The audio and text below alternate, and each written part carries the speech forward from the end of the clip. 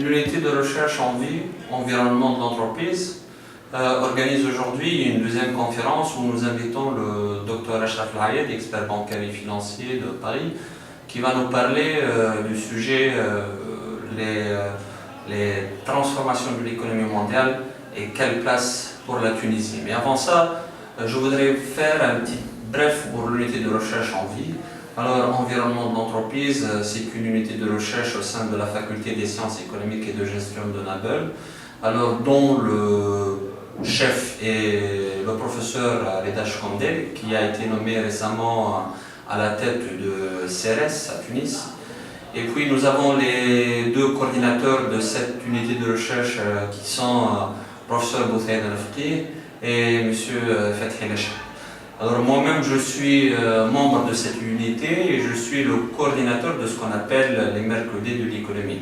Et puis on a mademoiselle Amira Belghesm qui est assistante de l'unité ici à la faculté des sciences économiques et de gestion de Nabel. Donc comme j'ai dit, aujourd'hui nous organisons la deuxième conférence où le conférencier essaie de répondre aux interrogations suivantes. Quelles sont les transformations de l'économie mondiale? Quelle place pour la Tunisie?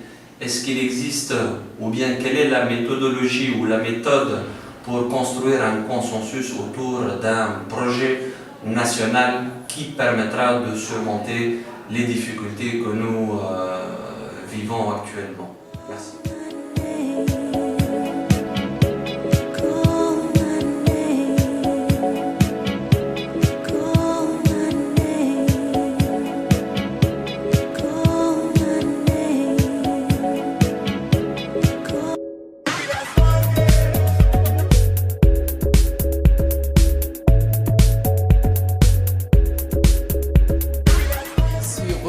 Sur les rencontres qu'on a eues ces derniers temps dans le cadre de ce qu'on appelle les mercredis de l'économie. C'est un cycle de conférences qu'on entame cette année, en 2014, et j'espère que ce cycle de conférences va se poursuivre dans l'avenir.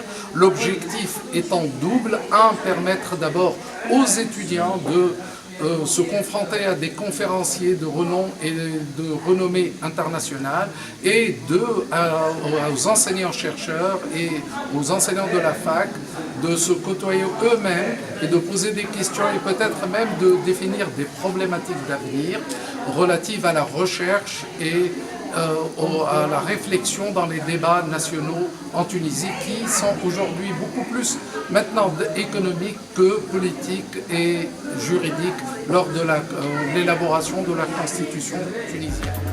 Je vous remercie.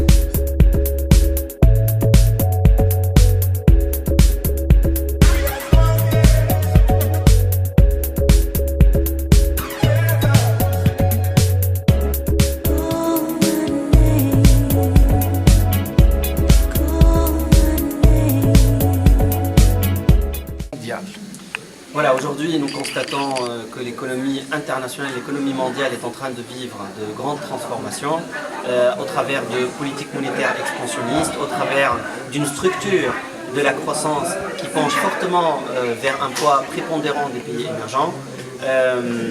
Donc la Tunisie doit en tirer des leçons, partir de l'existant, mais aussi construire une trajectoire économique en termes de croissance, de chômage, d'inflation, des objectifs qui soient à la fois ambitieux mais réalisables sur le très long terme pour pouvoir sortir de la phase de transition et créer l'espoir, créer aussi les résultats concrets qui permettront un vrai développement d'une Tunisie à l'horizon 2030-2050.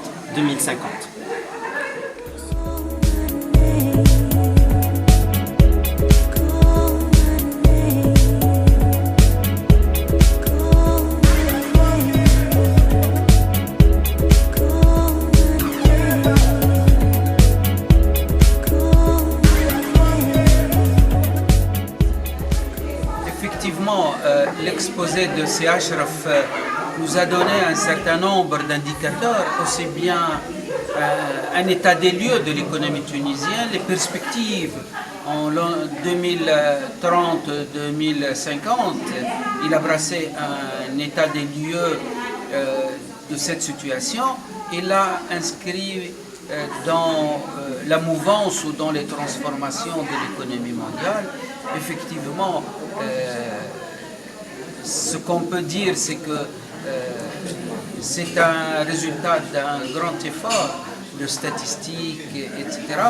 Donc, et ce qu'on voit, c'est Achraf prévoit aussi que le monde occidental a connu une grande crise 2009, une crise qui a commencé par l'aspect foncier et s'est terminée par l'économie réelle.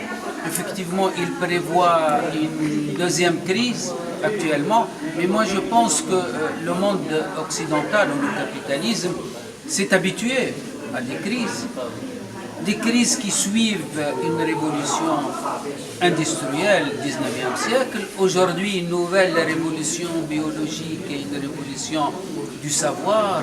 Aujourd'hui on parle beaucoup de l'économie du savoir, l'économie informatique, etc.